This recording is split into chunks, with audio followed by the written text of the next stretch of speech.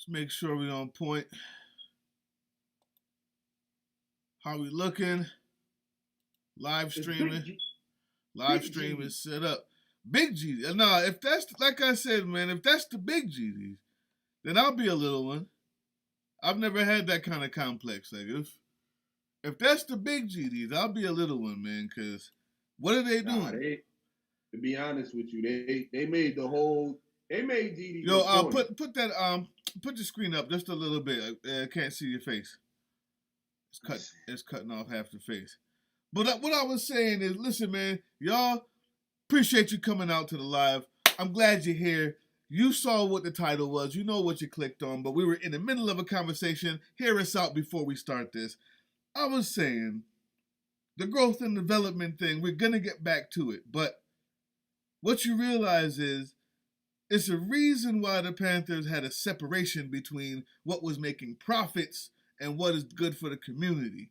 Like, the minute you started to inject, well, you know, I'm here for the community or I'm here for the growth and development, but we also just happen to sling drugs on the side. And we also, to make money, do this and that. What you realize, the two don't mix.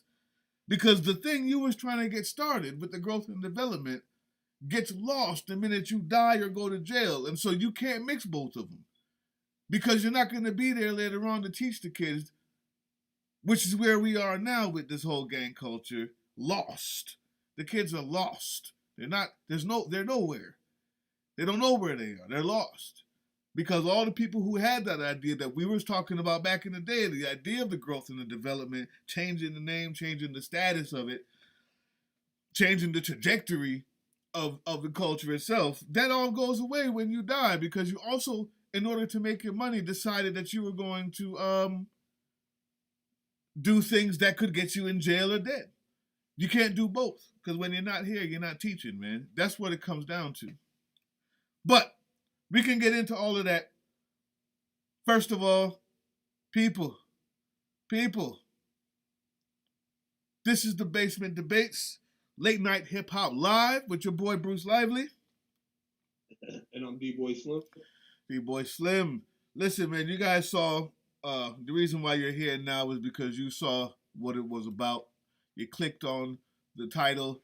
Your boy Tekashi is back with foolishness. Well, he's never left. Like, even when he was in prison, he was with the foolishness. I've never seen a cloud hang around a clown so fantastically and all the time, so consistently. What's up, BJ Holloman?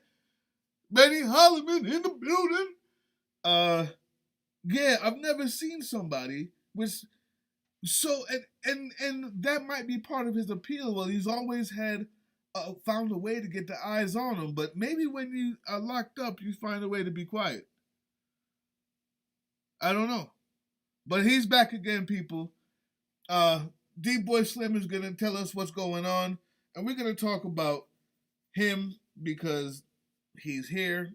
He's a part of it. We can't act like we don't know. But more importantly, hopefully we can get this into a broader subject of what are we doing? What's the culture like now, man? What's the point of being a rapper gang member? How prevalent is that? Is it important? Mm-hmm. Why is it important if it is? And where has it gotten us? All these questions we're going to ask right after we listen to the intro.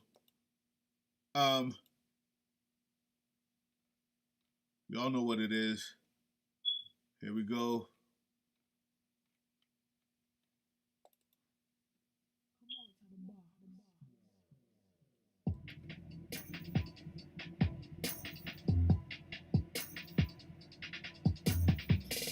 Late Night Hip Hop Live.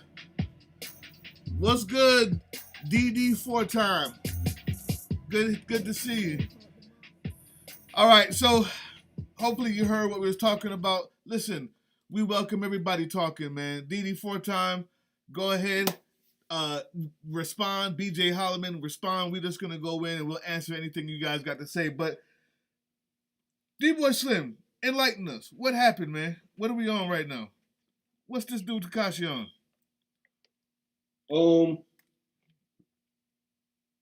You know,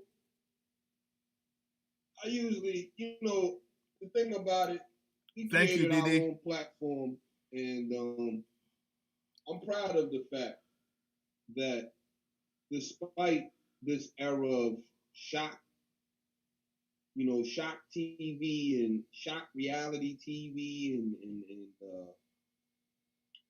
trolling and just a bunch of I guess click click value you know titles and obnoxious content that we've managed to stay away from that and managed to try to present something to the culture of substance and try to stay along that same accord. Now with this guy Tekashi, um, you know, view it how you may, um, I would say he's managed to stay involved in the culture. I wouldn't even use the word relevance because I think his relevance of what he once was is maybe from if 2 years ago it was at 100, his relevance now is probably at a 15. Um, the trolling is getting tired. It's getting old, and frankly, nobody cares anymore. You told, you snitched, you got a lot of gang members and guys, put in prison. Is the bottom line. The truth of the matter is you orchestrated and facilitated gang members for your benefit, and for your own gain. And when the gang members and the gangsters did what the gang members and gangsters do, and the federal authorities and the police and local authorities came knocking, you told on everybody. So be that as it may, someone was actually generous enough to give you, I believe, a 10-15 million dollar deal upon arriving or upon leaving prison, and you've managed to flaunt it to everybody and still try to troll everybody. Um, Well, isn't that what he got paid for? What, you thought he got paid for rapping? That that's that's that's a good that's a good point there, bro. that's That's a exactly good what he point was there. paid It's to not do. like we ever expected for you to have any type of substance in your music anyway. I'm just really astounded by the fact that someone would invest that type of money That's what into I'm you, saying. That's what I'm. into your brand.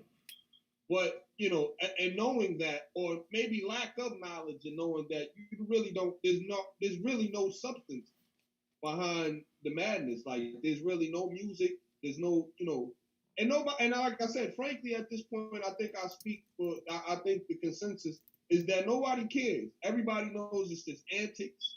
Everybody knows that you're hiding behind 20 security guards, which we'll get to in just a moment because there's been lawsuits filed that says you're not even paying the security guards that you're hiding behind while you're doing all this trolling. So it's just one thing after another. And like I said, at the end of the day, the truth of the matter is you put a lot of guys in prison, and so the tough guy antics and the tough guy, trolling, it just, maybe the kids it's appealing to a child or something, but to us adults and grown-ups, it's just really not that appealing anymore. I believe the curtain has been closed. You place and you hold no relevance in hip hop. You've added nothing but to the culture. You were a real live clown. That term has often been used, but I can't think of who it would apply to anymore than a Tekashi. Like you were a real live clown. So this is It got this it's is gotten to the desperation level of you trolling people and disrespecting dead people. Like you go post pics in front of Nipsey Hussle's mural. knowing that Nipsey never messed with you when he was alive. Ever. You talk about King Von, you know, knowing that you didn't want any problems or smoke with King Von while he was alive. You like I mean, it's just, and like I said, it's not funny, it's not entertaining, it's just really more or less sad because it shows the desperation.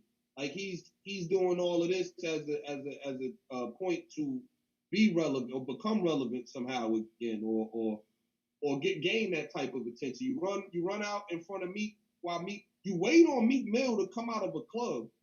You have like that like you wait on Meek Mill to come out of a club just to run up on him and turn your camera on your phone and say, "Yo, you don't want it," da da da da da, while you hiding behind a bunch of security guards. Like I said, the desperation. Listen, let's talk about this. Look, one thing at a time. We're going to a whole lot, and we got time.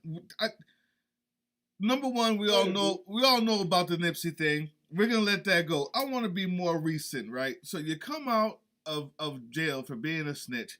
Somebody pays you to be a troll.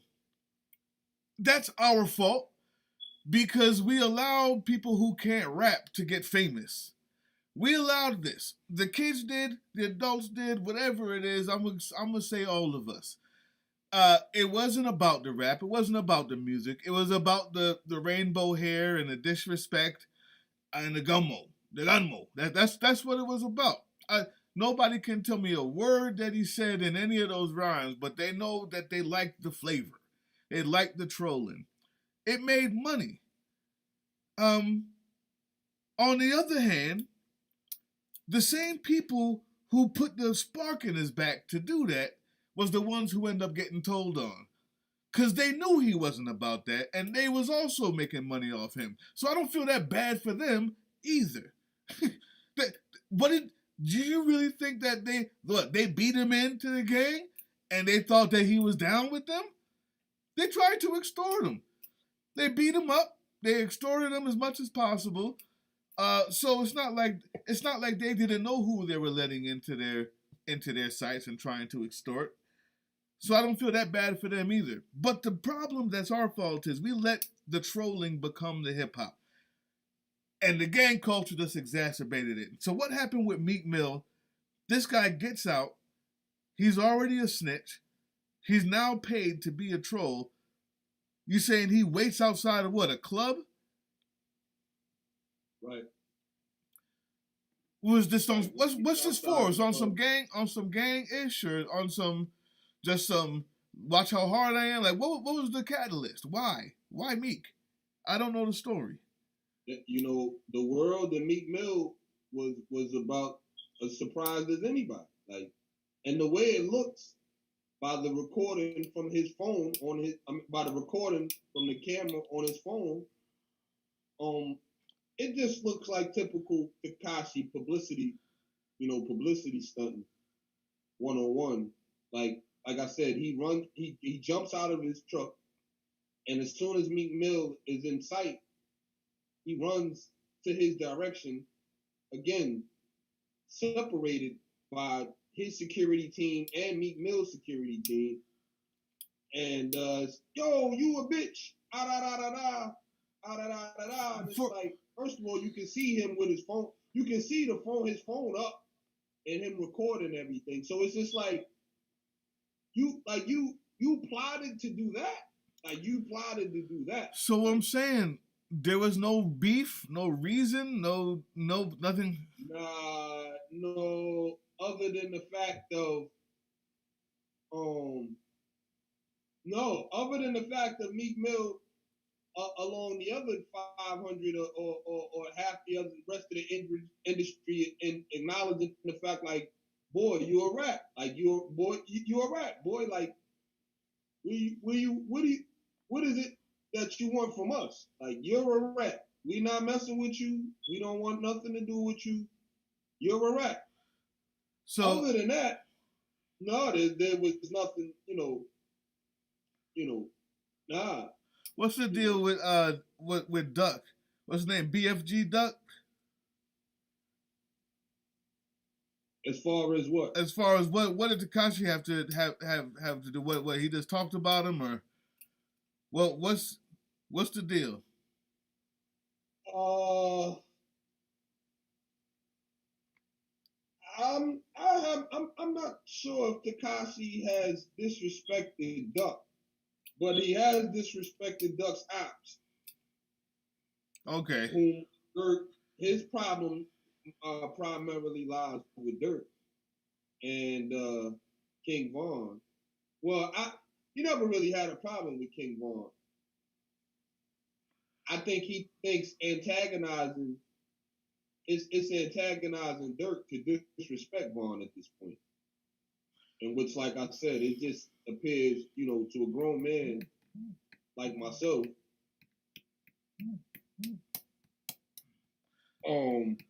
it just looks desperate. It just looks like an act of desperation, like you disrespecting dead people for what? So that we'll pay attention to your music more, or we'll listen to your next single, or what? You know what I'm saying? Like it's just nasty. Like, So this guy, this is the problem with everything that you just said. I'm writing down some stuff here, and the main question I keep finding myself asking is, for what reason? Why? That's what everybody. Why? Like Why? I said, it just appears to be for more clicks, for more views. And so you see, this is what it's devolved to. I want to talk about the idea, like what does this have to do? Is he representative of the gangs now? Is that what the gangs look like now? Or is it just whoever can say the most ridiculous, most stupid stuff that makes you hard, or that makes you, whatever. You can throw some signs up, make up your own signs, I guess. I don't know who's a part of what. What is the? I wish I had somebody younger than me that could tell me what is the point.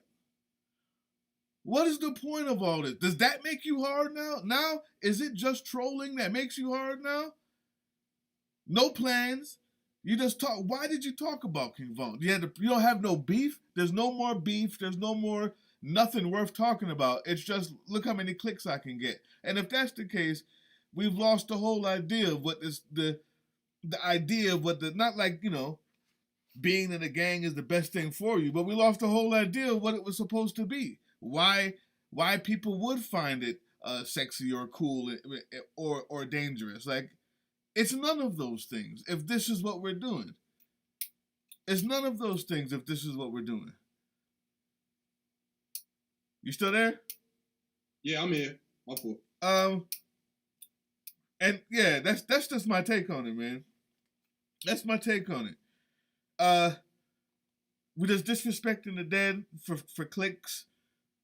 Right, exactly. After a while, that's the level of desperation that we've come to. After a while, none of it means anything.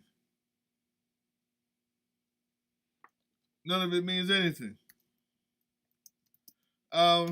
Listen, man, I'd love to hear from you guys. There's a few questions, man. Like, number one, how much does the gang culture have to do with hip hop, and why? Like, is this what we're gonna be dealing with forever now? People getting shot in front, either people getting shot every other day, because they're ops supposed to be doing music, or people talking about people with cell phones because they belong to a gang. Like, is that what we about? Is that all that's left? Is it all that's left? D-boy, you tell me. What? Should I touch on that, bro? Yeah, go ahead, man. I actually think that's the most compelling question in hip hop right now, to be quite honest with you. And I think there's no one answer to it, but I think there's different variables as to why the culture is the way it is. There was a show that came on FX, a miniseries done by Big U, if I'm not mistaken. Big U, the famous Rolling 60 Crip, big homie OG from the West Coast, had a lot to do with Nipsey's career. He put together a cast of Big Deb, Bimmy, which is Waka's mother and uncle. Bimmy is from Queens and of the famous Supreme team. Mm-hmm. Trick of Detroit, and Haitian Jack from Brooklyn, who was the legend in a lot of the Tupac songs. With Tupac was this and Haitian Jack. These are all street legends, and I said all of that to say shout out to FX2 for putting that show on, because the parallel, what it showed was the parallel that the streets and hip hop have always had. There's always been a marriage between the streets and hip hop. Mm-hmm. The hip hop comes from the streets, and they always been whether it was secretive or not. There's always been a marriage between the streets and hip hop. As it is now, I think what we've witnessed is the evolution of our culture, and not just hip hop culture, Black culture. Okay. Whereas across the board, not just Chicago and LA now, but in Memphis, but in North Carolina, South Carolina, New Jersey, New York, gang culture is highly prevalent. I think those influences from the 90s culture from Chicago and LA, I don't know, somehow those seeds were planted, and a couple of generations later, we have what we have. People talking about, I'm smoking on your dead homie. Like, as sad as that might be, that's the truth. So the next question is, what part of the game is that? Where'd you learn that from? See, there's a difference between the gang culture, which we touched on a little bit in the beginning, the idea of, yeah, there's illegal things going on, but if you listen to, first of all, Cecile Johnson, one of the community organizers out there in Chicago, they call the gangs tribes because they don't want them to feel like they're not being heard. But what it always ends up boiling down to is self-defense, because the police don't do it, and the lack of opportunity, money.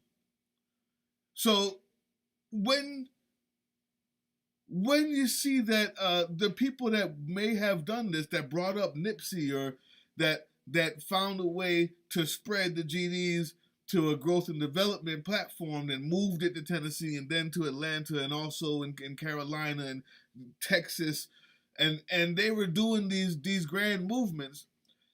There's another part that we have to talk about in hip hop, which is the movie aspect. Because that was not part of the game. Just, I'm rolling on your dead homie. I'm smoking on your dead homie. I'm pissing on his grave.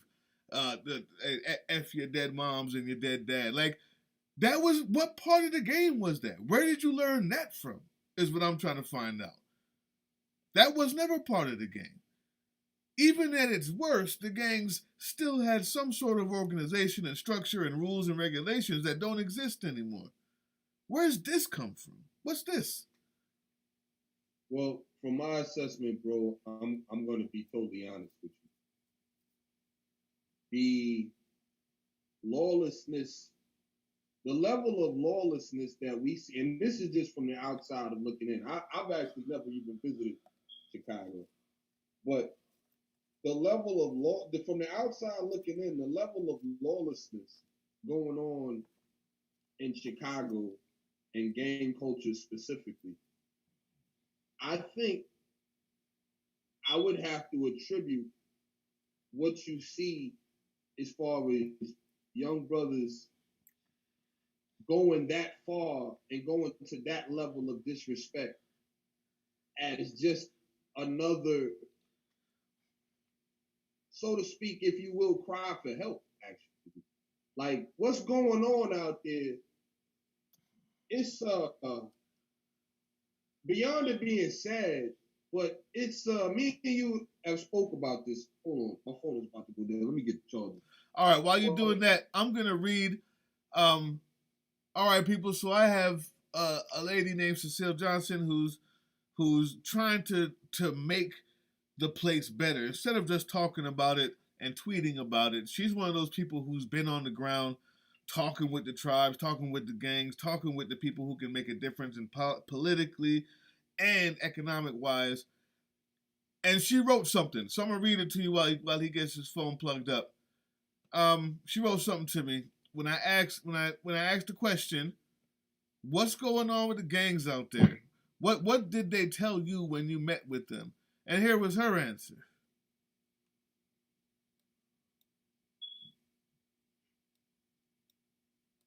Uh, Said, yeah, they held a 7-day tribe summit, which is gathering of all the gangs in Chicago, to bring different tribes together to understand what was happening. We had the OGs and the young Gs attend. So I don't know who she means by OGs. I don't know who's left out there. Because if there's still OGs and this is going on, then I have to question the leadership, but fine. She said, we learned that this was not the gangs causing the violence. That was a revelation to me. What? Who? It was individuals who had relationships, communication problems, right? And we learned that the tribes were formed as a self-defense, as I said before, and the communities, and there's been a failure to generate any sort of an economic base to black people, especially in Chicago. And so they have to turn to alternative forms of making money and surviving. But all of the extra stuff that we attribute to gangs may not be the gangs doing it. It's just that messed up.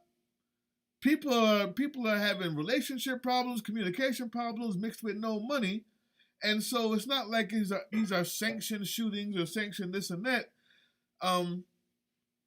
No, we can talk politics about it, but that's just what she said from her assessment of that 7-day meeting she had with all the gangs. She said most of it is just individual, personal communication issues that end up getting shot about, and not really this whole rival gang stuff.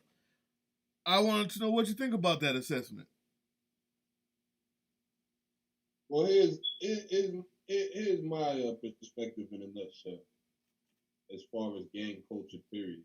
Um, and as far as our youth is concerned, the thing about it, what's obvious and clear to me is that there's a disconnect between our generation and the youth that runs the streets now. That's what's clear to me. I don't care if you're talking about West Coast, East Coast, down south, Midwest, whatever you're talking about. What's obvious is that there's a disconnect because of the fact, you see people burning people's grandma's house down. Like you see people, like the level of extremes that you see going on in the street is it's an obvious that there's a disconnect between the OGs or who's supposed to be an OG or who's supposedly the elders and the youth that are running the streets and obviously raising themselves, creating their own rules and codes and and just kind of making them up as they go. Um, that's my assessment. Obviously, communication, lack of, obviously those things that you pointed out, that's a problem across the board. Like I said, Chicago, I happen to think that, and I want to tie it into back to hip hop because our culture, like what we didn't know, everybody might have laughed when Chief Keef and those dudes came through the door, but what I didn't know was how much of an influence and impact that they had on the whole culture when they came through with their shirt off and people were saying this is the new drill music, and this is what's going on in Chicago right now. Like I didn't know that. First of all, I didn't know the level and height of, you know, savage, for lack of a better word, savagery, what was going on in the streets of Chicago. But I also didn't know that all of the youth from around the country was looking in on it. Like the Bobby Smurdas, the whole scene in Brooklyn and in New York that kind of converged and transitioned into, their own style of drill music or whatever the case may be, obviously was heavily influenced by what was going on in Chicago. Like I said, as far as the extreme that they go to, I just think it's like when your child is crying for help, and if if you pay the child no mind, sometimes the child goes to sleep, or sometimes the child gets louder, or cries louder. And I make that analogy, Yeah. As far as what's going on with the youth in Chicago, like, yeah, okay. but you're not paying attention to us shooting each other every night, or three or five shootings on the same block, or within a 5-block radius. You're not paying attention to that, or you're not nobody doing anything about that. All right, well, we'll just get on the internet and record it. Let's see if we record it and you see it live. Let's see if somebody cares then. Well, how about I talk about your mom being dead, or how about I talk about your homie that I just smoked on that block last night? Like, the extreme, it just keeps getting more extreme and more, and it's just like a kid crying for help. Like, he's getting louder and louder and louder. So I attribute it to that. The situation is sad, and like I said, it's an obvious disconnect. Like, that was one thing, I remember as a youth growing up. Like, you had dudes that was older that ran the streets, or that called themselves OGs or original gangsters, and they taught and molded the youth on what to do and what not to do, what to say and what not to say, how to say it and how not to say it, how to walk and how not to walk, how to move and how not to move, and that's obviously gone. Like, that thread, that cloth and that thread and design is obviously gone. That's out the window. And you can tell that, dudes are moving around, and it's plenty of guns and money in the street, but they're moving around with no codes, no direction, no guide. So this is what you're getting, and it shows in the music, and it shows up in real life, obviously, with so many rappers being killed. And like I said, it's no coincidence that when you look at Casanova, when you look at Nipsey Hussle, when you look at FBG Duck, when you look at Little Dirt, when you look at King Von, when you look at Tekashi 6ix9ine, gang affiliation, like, it's no coincidence. Like, and this is what hip hop is right now. This is what the kids and the youth is paying attention to. So yeah, it's all that seems to be what it is until, even with the Migos, Offset, with Cardi B, those Blood, it's all gang affiliated. It's all gang affiliated. So after a while, though, to be what it is. So go ahead. They use it and to maximize into their own benefit until the gang is no longer beneficial to them. And then they take their chances in the street. And that's just from the hip hop point of it. But from the street point of it, as far as gang culture, like, yeah, I think it's just we've evolved into what we see now with the youth. And like I said, there's a big disconnect between the older generation, the older gangsters, the who supposedly OGs, and the youth that's actually running and banging the corners right now. I'd love to know what you guys out there think about this, man. Please let us know. Leave it in the comments, or if you're here while we live, talk to us. We will answer you. So let me tell you what I take away from the statement that I just read from Ms. Johnson. Number one, the reason why there's always been this street element to hip hop is because, like most music, just like jazz and rock and punk, it always comes from a place of trying to be heard, right? And it always comes from people who've been disadvantaged, or at least not always, but that's what this street music colloquial music. That's where it always comes from. So we had the same problems. Crack was in the cities, ain't no jobs. Um, the the people who run the cities are the ones who have the most guns.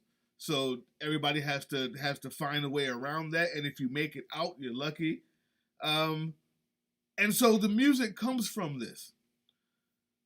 What I take away from what she said is the gangs are still trying to do the same things because there's still no jobs there. They're still shutting down the schools there. There's still no opportunities there. And so there will always be the gangs there. The problem isn't necessarily just that. I mean, that is the result of a problem, a political problem that's been going on since before then. It's just diamond in the back sunroof that was back in the 70s. Like the problem of black people always being on the lowest rung, the least to get help, to get the hand, to get the job programs. Only time we get any program is ones that we make for ourselves. And the mayor over there is just as bad as any Republican mayor anywhere. The hip hop side of it now has turned from being a projection of what was in the streets, which you may call drill music or which may be Chief Keef, to the TV portrayal of what we thought of what these kids now, who may not even have to live that life, think of as hip hop. Like, they're not even realizing that, obviously, like we said, the actual problems and the actual shootings and the actual rules and the actual movements that used to have to be sanctioned or someone would teach you are thrown out the window because now it's all just a big TV game anyway. I don't know if that makes it more dangerous or less dangerous. You'd hope that maybe they're not in the streets, but that's not the case. It seems to me that the mere fact that it has been reversed, instead of being something that tells the story of the streets, it's now become the streets getting told a story. That's not true. That's not true. You know what I'm saying? And that's a vicious cycle, and that's what I'm trying to end. If you're a young rapper, it's not TV. It's not the TV version of Juice, right? When people like Chief Keef come out talking like that, it's only because they are their distinct selves that got them the look in the first place. Everybody else, I believe, that's copying and you're trying to get clout with your selfie and the dead homie, you either end up like Tekashi or like Tekashi. You're either a clown or you end up in jail. And you know, who knows how long it is before he even is alive any longer. But I believe that we have the big disconnect. Of course, it's because not being taught, but it's the TV version of gangsters, of hip hop, and the few people that's actually telling the story of the streets and trying to tell the streets a story. Does that make sense? A bit. I happen to disagree with that assessment. It kind of makes me think of the old saying: is art imitating reality, or is reality imitating art? Right. You just painted a picture of reality imitating art, but I still happen to believe and stand on the side of art continues to imitate reality. The reality of the situation is that there is 50 dudes in any select neighborhood around the country that you go in, and 30 of them are raising themselves and running the streets and lawlessly running the streets. 5 or 10 of them have been to prison already. You know, maybe caught a body or even been shot. This is that's not our youth trying to be on Instagram and get Instagram famous. I believe that's a reality. So then we come back to why does Why does the snitch who takes selfies and talks about people's dead moms and not follow the rules and disses King Von just to get at someone else in his gang as if that's part of the rules?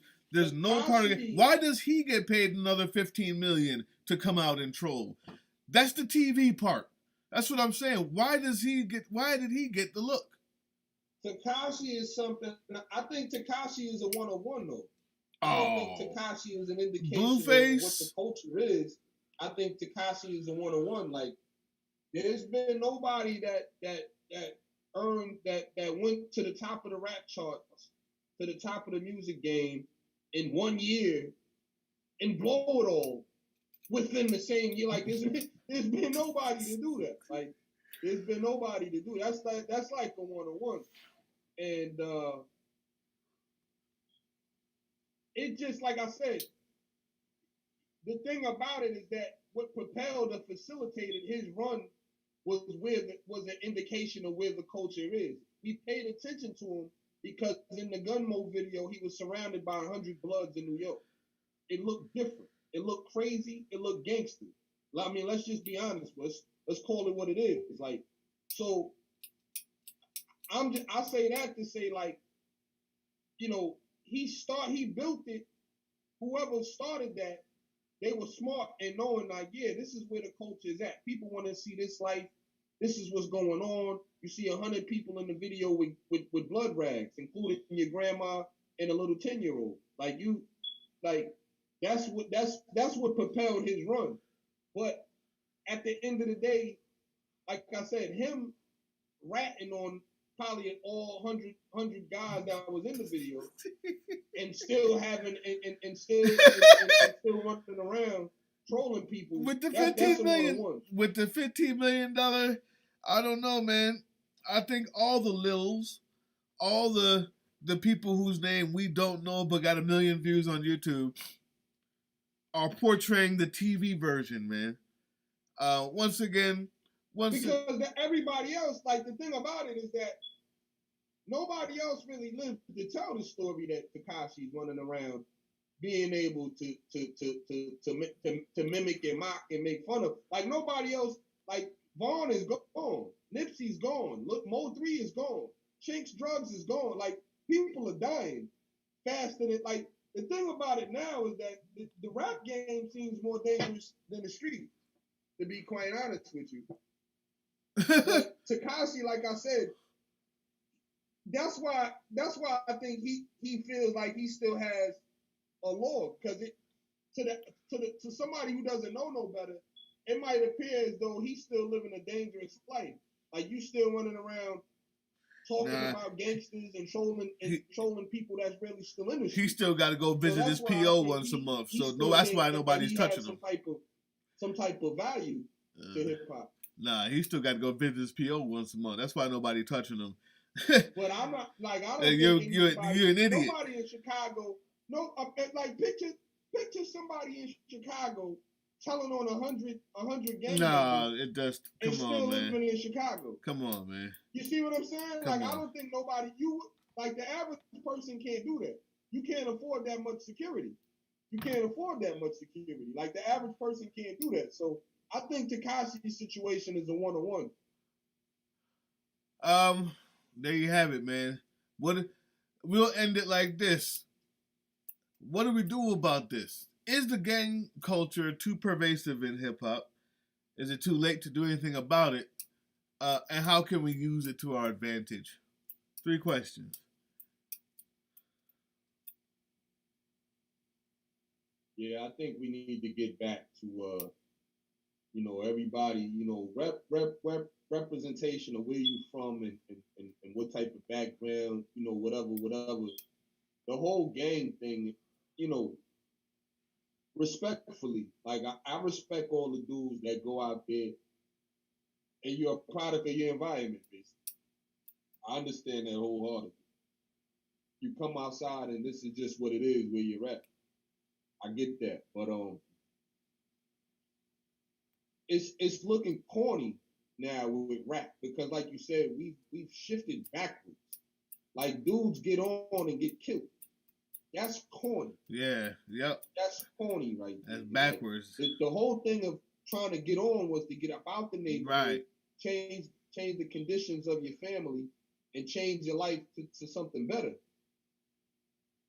We seem to be going about it backwards. Like, now we get on this internet and get in front of the camera and say, yeah, man, my gang this or my block that. And really, it doesn't hold any weight because you're supposed to be doing a show for $10,000 or you're supposed to be doing a show for $5,000. So it doesn't. What do you do? What are you banging on again? Like what are you banging on right now? Don't you got a show for 20,000 tomorrow? What are you banging for? After a while. Yeah. It looks corny, you know. Yeah, sure, yeah, right. Yeah, he's really banging. But people are really dying. Like, you get their bag and then you die next week. There's nothing cool about that. There's nothing cool about that.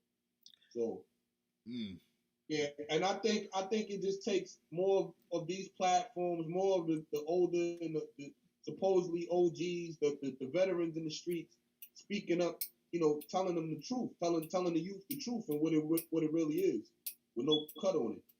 You know, I think it takes more platforms like the Basement and Bruce and D-Boy Slim to come out and tell the youth the truth and what it is. Like, but yeah, respectfully, like I said, and that's across the board. I don't care what gang or what set you rep. As it pertains to, you know, trying to get move your family into a better position, you know, it's not, you know, all the entertaining every beef and I want the smoke and I'm with this, I'm with the shit. It's not conducive to that. It's not. It doesn't make any sense. Now I understand, you know, you representing the brand, you being who you are, whatever the case, but at you know, to what point? At what cost? Yeah, you know yeah. There's no such thing as a brand in the ground. That whole brand you're trying to uphold has to also stay alive, and unless you're willing to walk around like Snitch 9, with 30 bodyguards everywhere you go, it doesn't make much sense to continue that or to start doing that. You know, that can't be fun. Nah, man, that can't be fun. Right? His life sucks. His life sucks. No matter how much he smiles for the camera, y'all have to know that. There it is, people. Listen, take it from a couple of old heads out here, man. We try to get it. We try to include everybody, man. And you see, we don't just talk foolishness. We talk to real people on the ground. And I love hip hop, man. It's time to get away from the TV reel, man. Let this hip hop speak for the streets. Let's not try to bring back something that's not real. Let's not try to bring it back to the streets. Like, the hip hop was a way to get up out and you can tell the story of the streets. Let's not make that the end. The streets the end result of being in hip hop, right? That's not the end result. That's supposed to be the story you tell to get to the end result. The end result isn't dying in a corner in a pool of Hennessy. It's not. That's not the end result. That's the opposite of what you're getting on for. And if you find yourself having to do more shows like this and more videos and more of this and more talking crap, the minute you get on, then that means you're probably with someone who doesn't care about you or your style or your music at all. You're being used like Snitch 9 is when he got paid to be a troll. There should be no way that you have more beef after you get on than before you got on. That's a whole fact. That's it. That's a whole fact. That's all there is to it. I see your phone blowing up. I hear it buzzing. But that's it, man. I think we said all we can say about that. Appreciate you, DD, 4-time. Appreciate you, BJ Holloman. Do we have a couple other people? But yeah, y'all tell us what you think, man. Leave that stuff in the comments, man. What you got? What you got, D-boy? We got some dope shows coming up. We still laying down the format. We're gonna start implementing some new new ideas, new concepts. We told y'all about the Freestyle Friday. Mm-hmm. Like I said, we got some dope shows and dope ideas coming up. Yeah, first you got to get that phone stand. That's a whole fact. All right, y'all. Listen, that's it, man. Appreciate you hanging out with us for an hour. I hope that you heard something enlightening, something uplifting, or something that you can tell your friends about, man. Late Night Hip Hop Live, The Basement. D-Boy. My boy, my man. We out of here.